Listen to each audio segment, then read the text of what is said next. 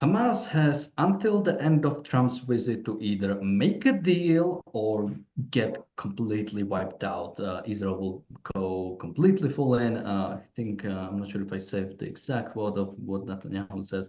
Uh, Intensified entry of Gaza is, I think, the phrase that has been used a bunch of times. And in the media, it's reported as sort of like indefinite occupation of Gaza. This is what we'll talk about today. We'll talk about how realistic is it. Just to clarify the context, so the end of Trump's visit basically means about 2 weeks. He's supposed to visit in about 10 days. And the reason why sort of this was big was probably one, maybe Trump, while being in Israel, since as we know, he is quite emotional. Maybe when Netanyahu shows him something in Israel, he'll be like, yeah, Hamas needs to be destroyed. And after even myself, after I went through a couple of museums, couple of things, I'm like, yeah, I held this idea that Hamas has to be destroyed for a while, or rather than the Palestinian spirit has to be crushed for a while. It's not enough to sort of destroy Hamas, which I'm sure we'll also talk about today. But yeah, welcome to the reality show. Joining me today are Marco and Richard. And yeah, I'll jump to you, Marco. This came out as I think, sort of a surprise. I mean, it might be just a bunch of things piling up. The fact that there was the Houthi strike, so we had that. The fact that the deal didn't seem to really go anywhere. Any demands that were coming from Hamas were simply ridiculous, like 5-year ceasefire or being able to basically get out of Gaza, and then it began to PA. Not to mention Netanyahu has Trump in the White House, which I think definitely plays in his cards when it comes to being more offensive or being more sort of even demanding. One thing that was said even with this, I mean, the fact the biggest problem, of course, is that Hamas is given a choice between a deal and sort of destruction. Uh, uh, and the question is, what is more preferable for Netanyahu, which I think right now does seem to lean towards the deal. And whatever the deal would include probably wouldn't be too positive when it comes to the future of Israel. No matter that, of course, it will be very unfortunate for the hostages, which are uh, a really sad casualty of the war. But yeah, Marco, any opening thoughts? Yeah. First of all, I don't think it's much of a surprise in a sense because it would have taken the leadership of the IDF quite a bit of time to come up with the options that then they are presented to the government, the prime minister. So all this kind of stuff wouldn't have been done on the hoof just in response of the Iranian slash Houthi missiles. Missile that was that hit the airport the other day, on Sunday. And also giving the choice to Hamas to either finally surrender or being wiped out after the visit by Trump, which is supposed to finish on the 16th, I think, which is next Friday, Thursday, Friday. It's mainly because to do what they intend to do require the big logistic preparation in the first place. So they need to mobilize people, they need to mobilize vehicle and equipment. So it needs maintenance preparation. So probably the 10 days are more for the IDF than they are for the Hamas. But one of the things that really cracked me up, I read somewhere that the reaction of Hamas was, "Oh, this is equivalent of political blackmail." Yeah, well done, you bunch of savages. You worked that one out. You clever little people you are. So, frankly, I welcome this development because it's what we've been pushing since October the 9th, 2023, really. Wipe out Hamas by going into Gaza, take over Gaza, de-radicalize the people in Gaza, and then we can think about moving on. Until that's done, we're going to be here over and over again. And Trump's supposed to be visiting for a few days, and he's supposed to be going to Saudi, Qatar, and UAE in the course of the visit to the Middle East. Now, I think that's one of the concerns as to what will those visits and those meetings cause in terms of discussion, and what will the outcome be in his mind at the end of it? Will he be as in favor of this as he might claim to be at this point, when presumably he's been kept fully informed about it up until now? So that remains to be seen, of course, and obviously the pressure needs to be put on. But it's quite clear they couldn't announce this before he comes, because that would upset the visit and the ego of the US president, and it would be necessary not to do that at this point, I think. So I think that would be, wise.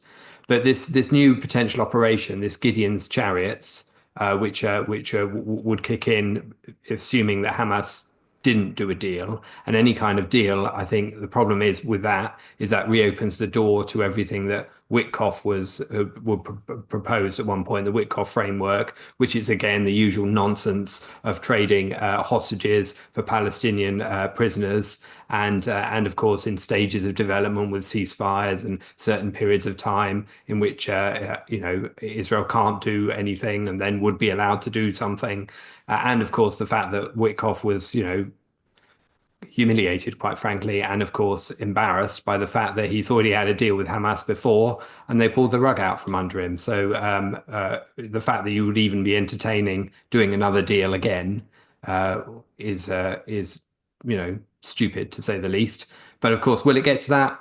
Who knows? I mean, I think they're just allowing this window to say, look, last chance. And they're putting a lot of pressure on Hamas at the same time, as they should, of course. And that includes all of the necessary levers that they're pulling in order to emphasize that this really will happen. This big operation really will happen, including the call up of lots more reservists, for example, tens of thousands of additional reservists to make it possible. And that all of those things are necessary, as Mark had pointed out. They take a little bit of time to organize. So even the 2-week deadline might not be as fixed as it initially seems. But it certainly seems like we're moving towards an end game here, which we have to at this point, quite honestly, after it having been going on for so long. So in that sense, it's positive, but it comes with a lot of risk, a lot of dangers, and I'm sure we'll get into what some of those are. Yeah, I mean, first of all, for like Hamas to use like the word blackmail to do what Israel is doing is I don't know what to call it, like funny.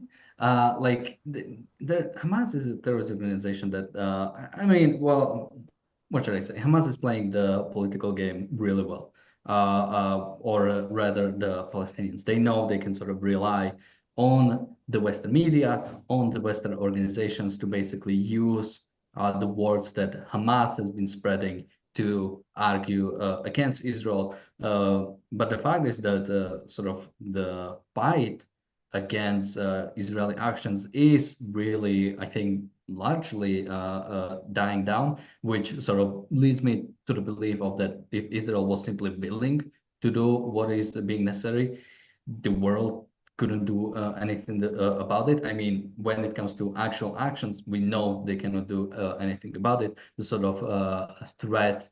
I mean, just when today me and Alex were walking through the streets of Jerusalem, we sort of saw 2 protests. One was to sort of bring them home, sort of like anti-government protests, and that was like a really small protest. You'd be surprised. It was maybe like 100, 200 people sort of going through the streets and sort of protesting, but it was like super weak. Nobody really cared. It was super annoying because they were being loud, and when you're walking, not to mention they blocked off the roads, although I think it was like an official sort of like blocked off the roads, although because of the protests I couldn't go up to the Knesset, so I'll never forgive them. So I have another reason to hate them, which I wanted to see. I'm not sure if I'll have a time tomorrow. But yeah, so it really sort of brings me back to the idea that if Israel is simply willing to do what is necessary, it really does seem like it can do it. And yeah, I mean, what else did I wanna bring up? Yeah, I mean, Marco, anything more to add? Yeah, perhaps we might mention what the operation entails. Would be moving the population of Gaza from the north towards the south and establishing, they call them Sterile zones. Sterile sanitation zones, effectively areas where the population will be vetted, and only people who are not Hamas will be allowed in. Now, I wonder, are you going to get 2 or 3 people in the whole area? Because finding a Palestinian which is not linked to Hamas is going to be a tough task. But anyway, so supposing that they manage to get people in and making sure they don't go in with weapons or material and stuff, and people that can actively help Hamas. There's going to be these areas, and in these areas, the population will move to, and the IDF will actually be there on site, will not leave the area like they've done so far. So the area will be effectively occupied by the IDF personnel, who will effectively provide some sort of security and barrier to the return of Hamas. The problem is, by being awfully nice that like the Israeli have been so far, they have allowed Hamas to reestablish themselves in the places that were initially cleared. So effectively, it was a waste of time. Well, not a waste of time, but it wasn't as efficient use of IDF personnel and equipment as it could have been from the very start if they decided to do that at the very beginning. So people will be moved away. Hamas will be hopefully wiped out once and for all, physically wiped out, and then the occupation era will be dealt by Israel. Hopefully, again, through a program of de-radicalization of the population, which will have to last for at least a generation. These people are not going to be convinced behaving in a civilized way just overnight by showing them a couple of PowerPoint slides. They need to be crushed, morally crushed, and rebuilt from scratch as human beings, really. So that's going to take a lot of time. And I think it's interesting how they're proposing to do this in the South. They're proposing to make sure that the aid isn't stored in big distribution centers, but is handed out sort of family by family in in a managed way, and that would also be done with the use of US private contractors involved as well, with the IDF sort of overseeing the security of things. Now, I looked into a couple of the contractors to see who's been proposed for that, because there's 2 that have been approved so far.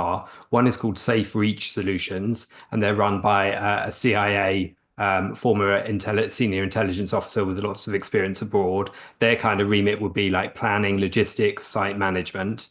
And then another company called UG Solutions, run by a former Green Beret with experience in Iraq and Afghanistan, and they would provide armed security, the kind of force protection needed to ensure the the security of the area, but they wouldn't be able to detain individuals. So presumably that would then still remain the remit of the IDF. And there might be additional companies approved down the line for different elements of this as it's expanded. But that gives you a kind of idea of the sort of contractors we're talking about. We're basically talking about people with high level experience abroad in all sorts of danger zones who would manage the thing, but it would provide an extra layer, and the IDF would simply be keeping the wider security to that area. So obviously it's extremely dangerous work, and we're not talking here about the standard bunch of NGOs and humanitarian aid charities doing their own thing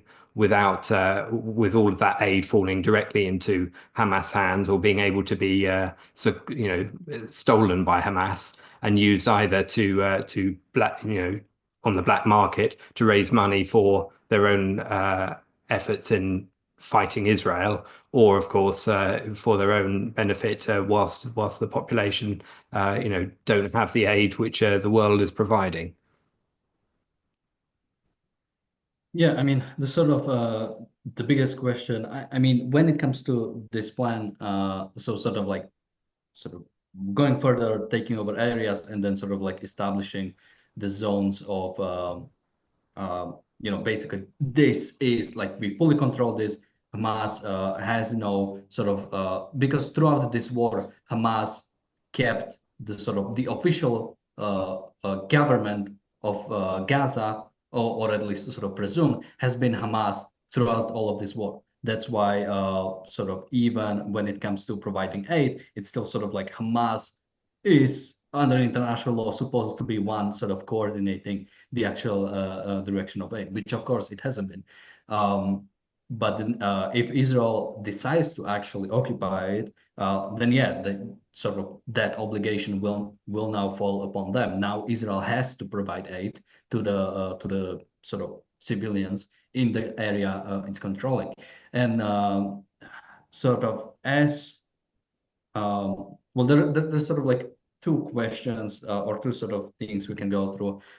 One is, why hasn't this been done from the start? If there was any sort of hope for like at least a decent plan, the idea that we don't go, and that's how it was at the start of the war, like, right? Like we sort of like took the north, then we went away, we sort of took the south, we went away, and it was just keep going from around to around. It was never about controlling territory, it was always just about, holding certain parts of areas. So like holding like the Netzarim corridor like the whole time, right? You have to take control of that, holding the Philadelphia corridor the whole time, but generally sort of being on the border and just going in when there is something to be done.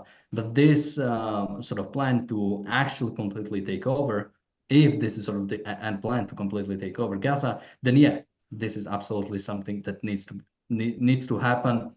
When it comes to that, my sort of biggest worry, as we've been talking about from the start, is the fact that the sort of the ideas that made Hamas possible, the fact that Palestinians themselves never cared and still haven't provided any information about Hamas, any information about the hostages, any information about pretty much any intelligence, at least that we know of, has been provided by the Palestinians, right? So Palestinians are still fully behind Hamas, and if not specifically Hamas, Palestinians are still sort of dedicated to the violent cause, to the violent, basically violence against Israelis. And if the plan is just going to be that as soon as there are problems, we have to provide them aid, no matter what, then sort of are we just, even if Israel fully takes over Gaza, are we just waiting for the third intifada because that sort of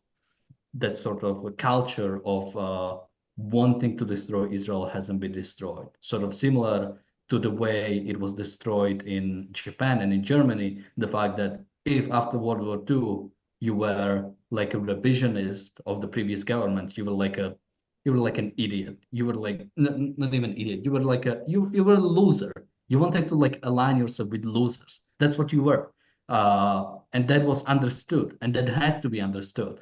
But when it comes to Gaza, it really does feel like Palestinians pretty much haven't changed their minds in any way. And why would they, right?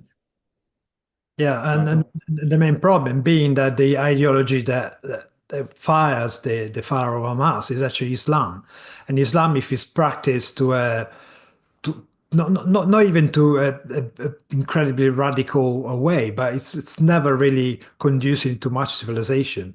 We see here in Britain itself, we just the police have just unfolded a couple of attacks. So by people connected to Iran, in fact, Iranian citizens, in fact. But the problem is that you do not get rid of this racist hate that the Palestinian and the population in the area hold, because it's so deeply ingrained in their culture that you really need to do super extra deradicalization work in order to get them to even understand what civilization means. And in a way, this new plans corrects the tragic mistake that the disengagement in 2005 wars by abandoning Gaza and giving it to the Palestinians. All they did, all Israeli did, it actually proved that the Palestinians are not reasonable people, are not the kind of people you can deal with. It has been shown throughout history that they do not want to share the area with Israel.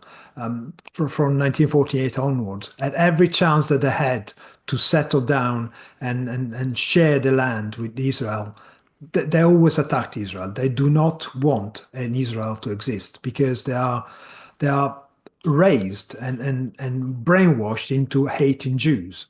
So this is a very particular problem and issue that has to be tackled. And then you may wonder, related to Donald Trump visit, why is he going and visit only tyrants, autocrats, and despots? Well, because apart from Israel, every single state in the area is a despotic, tyrannical, and a place where you really don't want to try and have a dialogue with, because these people ultimately they will stab you in the back. There's no point aligning yourself a democratic country like Israel or the United States and the West. There's no point in trying to appease these people unless we understand each other in terms of these are our values, those are your values, they don't match. We can trade perhaps, but up to a point. We should never ever accept the kind of this value that they offer. And we should always remember that our values of freedom, individual freedoms, and democratic freedoms is actually much, much superior to any religious or any other culture that is presented. So that's part of the issue.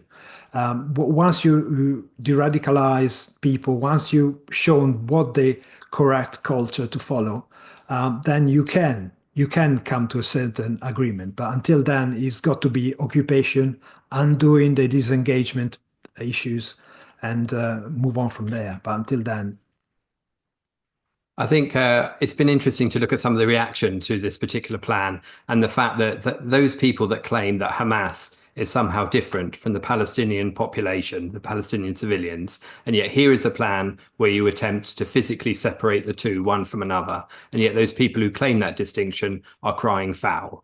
They're crying foul because they are, for two reasons. Either they actually want the Hamas to retain the Palestinian civilians as their human shields because they actually value Hamas's agenda in the same way that the Palestinians do, or they think that the Palestinians are the enablers of Hamas, which they are. And they keep them in power. They are part of the deception to lots of international media when it comes to some of the way that that strikes and attacks are presented and reported upon. They're mini propagandists at every level as part of the ideology which they are fighting for. And of course, those people that want the two to be kept together don't want to see Hamas separated out and the Palestinian population separated from Hamas and Hamas defeated, because they don't actually want to see Hamas defeated. That's the bottom line there. I think that's really quite clear. And of course, you've got to remember that if things were so very bad as are constantly made out, then the hostages would be released. And we are talking at this stage, and the bigger number is always the quoted number, the 59 hostages. But of course, sadly, we know that most of those are dead, and that we're talking about 22 to 24 being alive. And those are, thought to be, 22 Israelis, possibly a Thai, someone from Nepal. That's where you get to the 24.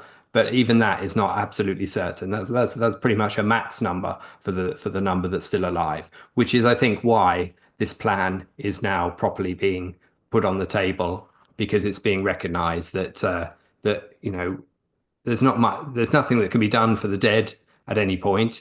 Hopefully, you would want the bodies to be returned, but that is not a reason not to defeat Hamas. Definitely not in my eyes, that's for sure. And as for the living group, well, you're only going to facilitate more hostages if you succumb to hostage taking. And you need to ensure that those are the last hostages ever taken. And the only way to do that is to defeat the hostage takers. And that means to defeat Hamas permanently. Yeah, and I have the sort of while being here in Israel, we went to visit the south. We went to sort of see the Gaza border. We went to see sort of the I don't know what to call it, but like the remains of the Nova Festival, where now it is sort of made into sort of like outdoor museum. And yeah, sort of the experience. Uh, from Gaza, at least the north, I was only able to sort of overlook from afar. At least we were not that far, like few kilometers from the border, but too much dust, too much sort of you're not able to see. But there was a telescope, and looking through telescope, you look at the northern Gaza. It is like actually destroyed, which is absolutely something that had to happen. That simply you cannot you cannot allow and now sort of like connecting me reading Sherman's March, the sort of the way the General Sherman fought the war through the South, through the American Civil War through the South, and how they basically destroyed everything in their path, and the explanation of why it was necessary, how, and that point really has to be nailed down. The fact that Hamas has decided to, I mean, it was basically at a state of violent conflict for the most part the whole time since Hamas was established in Gaza, realistically. But on October 7th, they took it to the next level of like actually wanting to wipe out as many Israelis as they can in one day, take hostages, and wage this war on Israel. And the world still seems to look at this as if this is, this is like a respected thing to do, that this is like an acceptable thing that you can do, and afterwards you can get something out of it. I mean, Palestinians have gotten more recognition, in some cases more funding for UNRWA.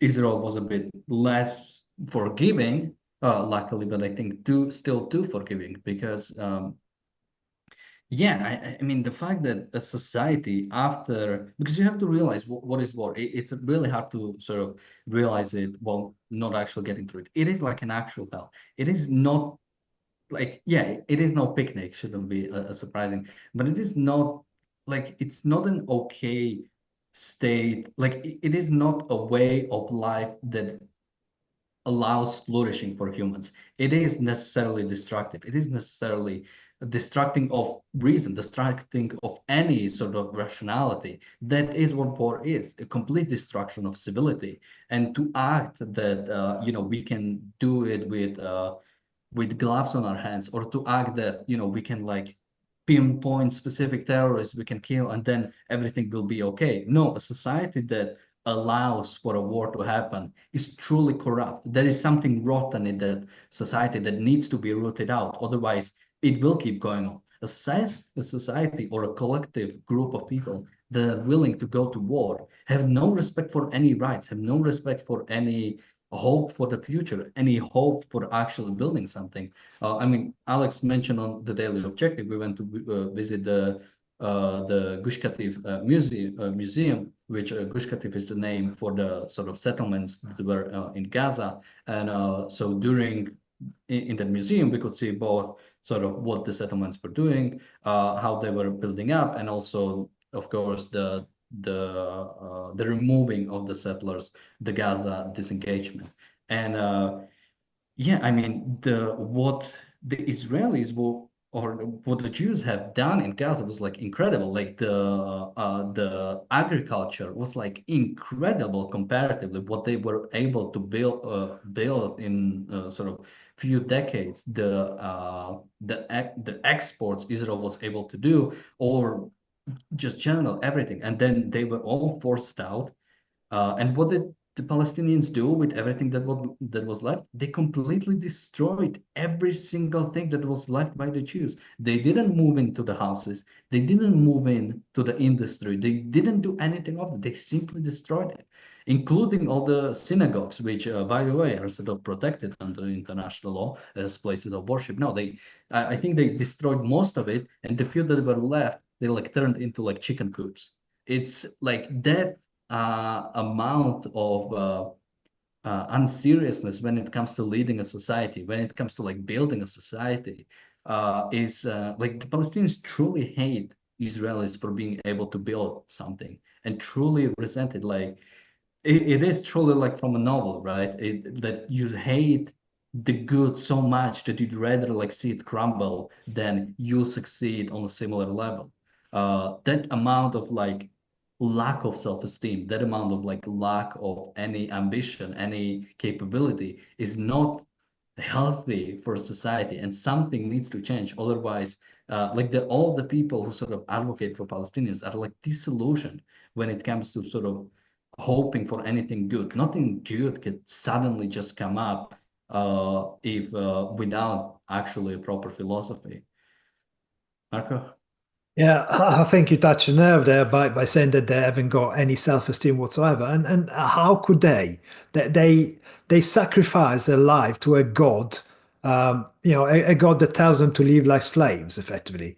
And how could they possibly appreciate life if you live like that? And then, nihilism is the only thing you can cling on to, really, because everything else is effectively anti-life. Whatever bit of your culture, of your life you enter is always anti-life, despite the fact that, of course, they try and make better life for themselves, selfishly, ironically. They realize that they can get something for themselves, but they are unable to extend the concept to living in peace, because peace itself is an incredibly good commodity to have. And to achieve it, you have to recognize that you have to respect other people's rights. But all the stuff is wiped out by their ideology, and whatever some kind of illusion or dream tells you. So there's no point. As I said, there's no point dealing with these people. And yeah, I mean, Hamas itself is still the government of Gaza. You mentioned earlier on. I mean, they haven't gone away. They're still there. They even set up a 5,000 strong force to deal with security and policing, effectively policing of the aid that Hamas has stolen, and they are currently holding and selling at very high prices to Palestinians, because there is some sort of shortage of food in certain areas, but that's not caused by the Israelis, caused by Hamas itself.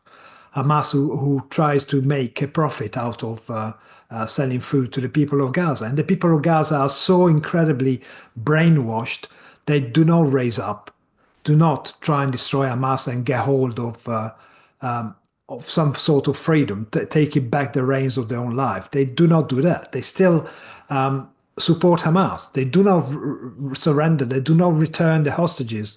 But rather than going against Hamas, rather than being seen to work with the Israeli, they rather go through famine.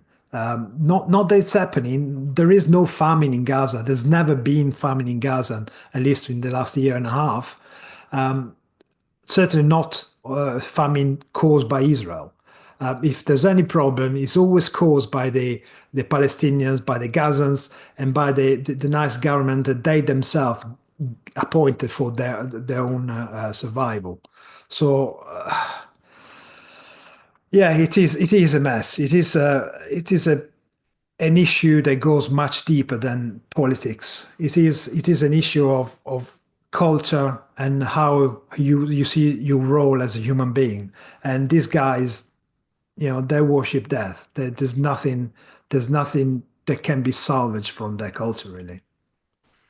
I think there's a couple of words in the course of looking at what the next phase, this operation that is potentially going to take place following Trump's visit, from the view of the critics. And those are the word occupation and the word starvation, as you guys have both touched on. Occupation, for example, has been the accusation that has been leveled at Israel for the 20 years that Gaza was able to choose its own destiny, manage its own affairs, and chose to, as you pointed out, destroy everything and create disaster for its people, and of course the network of tunnels, and to put the primary value of destroying the Jews and hating the Jews as their top #1 goal in their existence, and therefore to direct every piece of action towards that end. So now, now that the army is potentially going to go in and occupy Gaza, that is a response to the Gazans and Hamas initiating a war against them, and the Gazans losing that war and having to be occupied as a result of the loss of the war that they started. So that is a fully justified need to occupy the territory whilst you de-radicalize, whilst you ensure that the ideology is wiped out. But of course, that's been claimed as a cry wolf for the last 20 years anyway, and that's completely erroneous when applied to that period and justified when applied to the next phase as the only means of solving this crisis, and of course creating a potential future for everyone in the region, including the Gazans. And then there's the word starvation.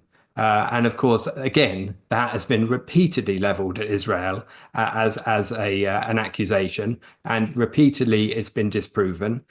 Even the UN has had to go back on some of its previous reports of claiming that there was a famine, and then reporting again a few weeks later that no, there isn't really, but there might be. And of course, the might be is the second report is never given the same headline space that the first was. So the impression is still left that there is a big famine. Now, at this point, with aid having been stopped going into Gaza since early March, a lot of those big stores have become to be, stores of aid have become to be depleted. And it's only when those stores get depleted that Hamas have seconded and have been using to fuel their own aims, and of course to use as weapon against their own people in order to to ensure they're complicit with them. Only when the stores are depleted is there any pressure on Hamas to actually surrender. And without that pressure, they're never going to surrender. And only their surrender will ensure that the war can come to an end. So just to tie these 2 points together, both accusations have been leveled repeatedly in the past and not been true for 2 decades or more. And of course, now that they are being used, and they're being used in a different way, they are thoroughly necessary, and they're necessary towards one goal, which is making sure you return the hostages, you declare you surrender, and therefore you move on, and the whole strip can be given a future that it should have, given its prominent spot on the Mediterranean and all the opportunities that people's lives anywhere ought to have if they only choose to embrace the right values of living for life. We have a super chat from Bonnie. Thank you so much. She also says, "Happy birthday, Daniel." Thank you so much. And yeah, sort of, I mean, talking about the occupation, first and foremost, the sort of occupation shouldn't have any sort of normative loading. That's a big word.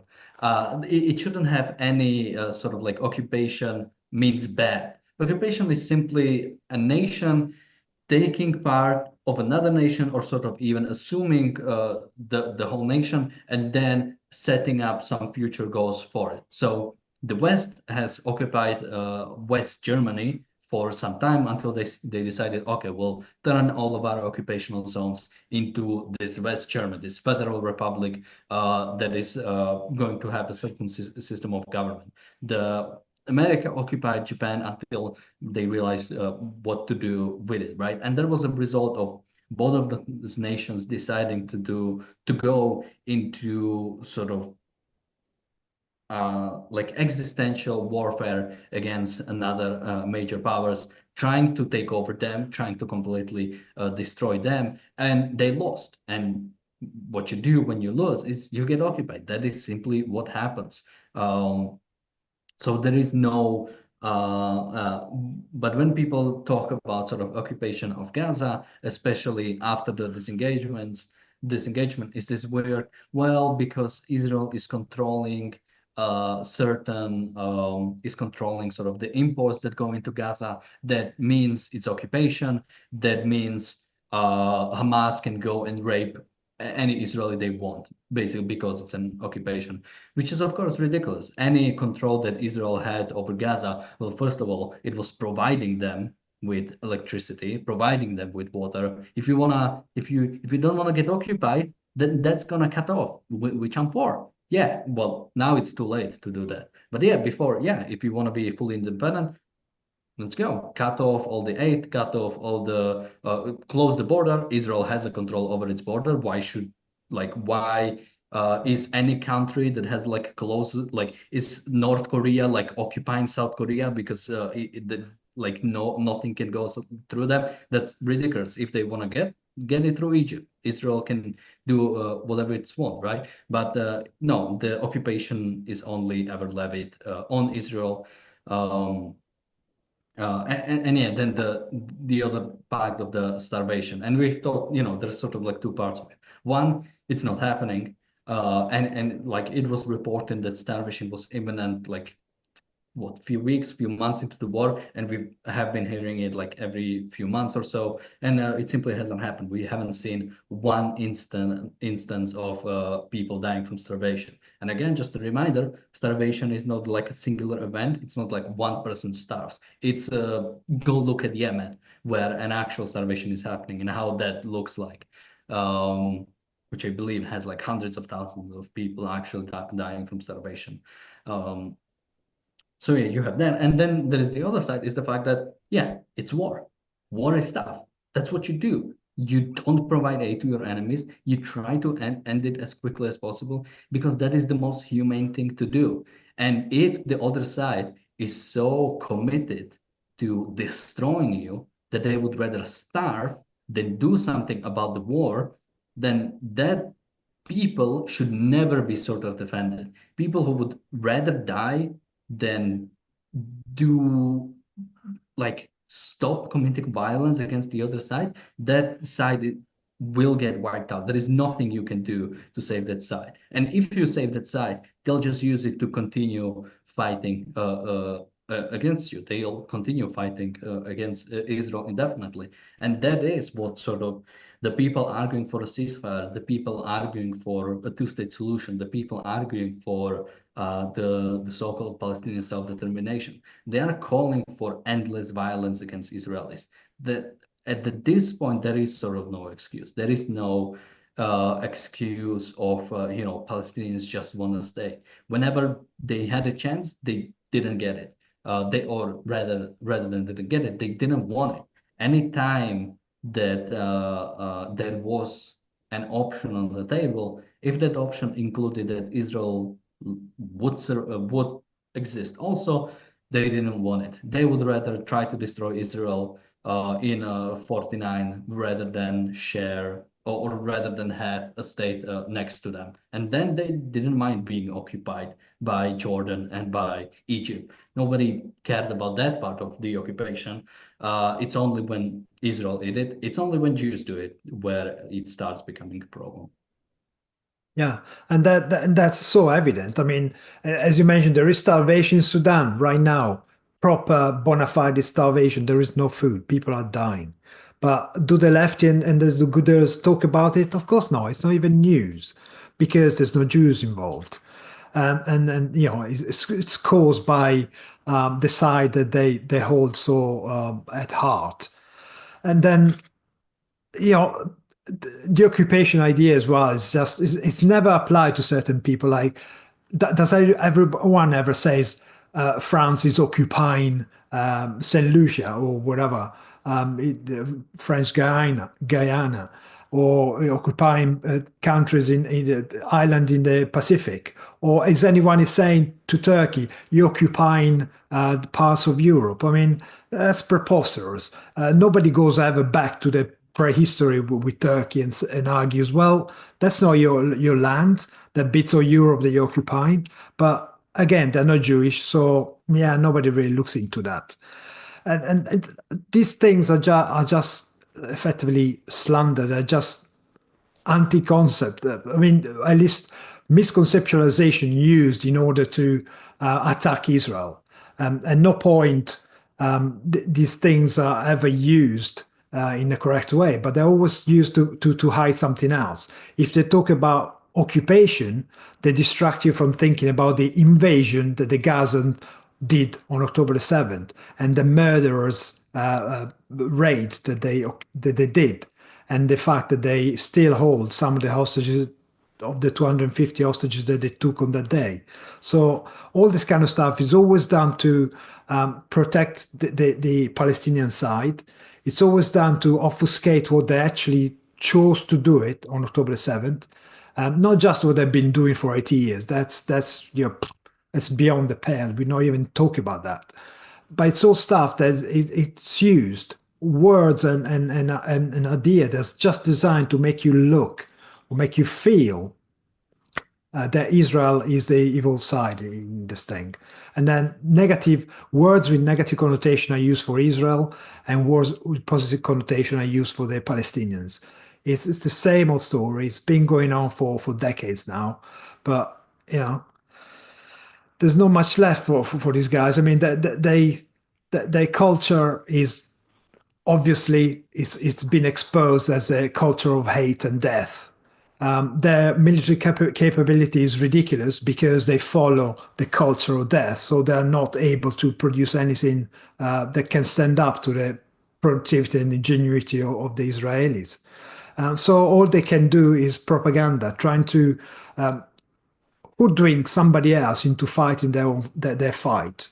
And sadly enough, it's working because in the West we lack all sort of self-esteem and all sort of understanding of what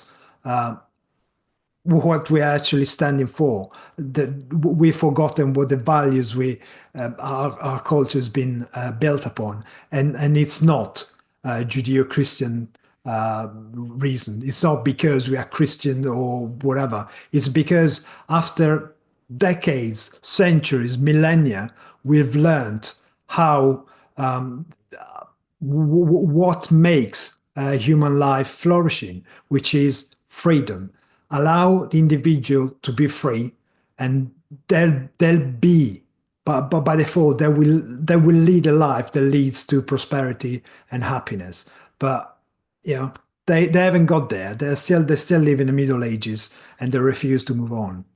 I think one of the things we do have to acknowledge, though, in the course of talking about this future plan, is that it's not going to be easy. It's not going to be smooth. It's not going to come without the cost of probably IDF lives and Israeli lives, and of possibly even some of those American lives that voluntarily, admittedly, choose to be contractors in such a dangerous zone, because this is going to be particularly tricky, isn't it? And they're going to come under an awful lot of threat from the remnants of Hamas right up until they are thoroughly defeated and until the ideology is thoroughly defeated. So it's not going to, and of course, all of this is instead of flattening some of Gaza more thoroughly and ensuring that the whole population that remains then chooses to surrender.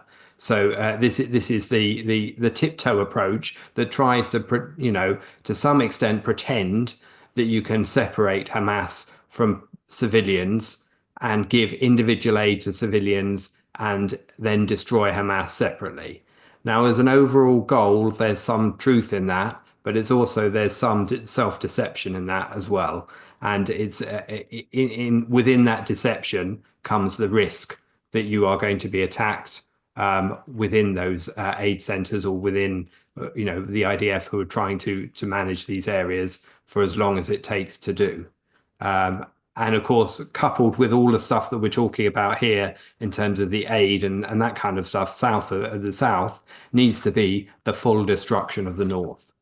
Because unless you're doing that, what you're doing in the south no longer is relevant, no longer makes sense. You need to be thoroughly destroying Hamas at the same time. And of course, whether there's the will to do that well, remains to be seen. And of course, we're talking about 2 weeks hence, and 2 weeks is an awfully long time in the shifting sands of the US administration. So who knows what outlook they will hold by the end of that period, and how much resolve there will be to ensure that this is still the plan that is actually implemented and implemented properly, thoroughly. And something more that I think has to be mentioned when it comes to and I mentioned earlier Gush Katif, I think settlers need to come back into Gaza. I don't think you can have any sort of occupation can survive without actually having people to protect. Again, when you actually have people in Gaza, Israelis in Gaza, that means that needs to be some protection for them. So we actually have the army, you actually have the soldiers being there ready to protect Israelis or to protect the rule of law itself, which is what that would mean, and to provide that. I think Israel needs to, when it wants to actually occupy Gaza, it needs to have an active presence. It needs to make sure that rule of law is enforced. It needs to make sure that the sort of terrorists who want to do something are not able to do.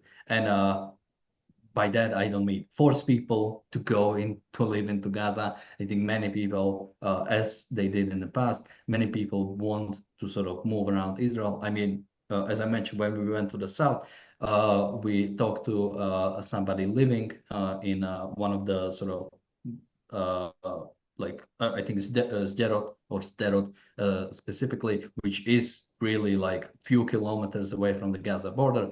And he talked about how people do want to move there. And it was after October 7th that many people were inspired to move into the south, basically showing a giant middle finger to Palestinians, saying, we are not going anywhere. We are staying here, and we want to defend our land. We want to defend this country and this area and sort of what it stands for. And you cannot force us out, which I do find, and many of them are sort of like armed and ready to defend themselves if necessary. We've even went through a few kibbutzim, and actually many of those are sort of like being revived, being rebuilt, because people they wanna sort of have Israel, they want Israel to persevere. So I think you would, if there was sort of Israelis were allowed to move into Gaza, I think many of them would. And I think it is something that is necessary. You simply cannot sort of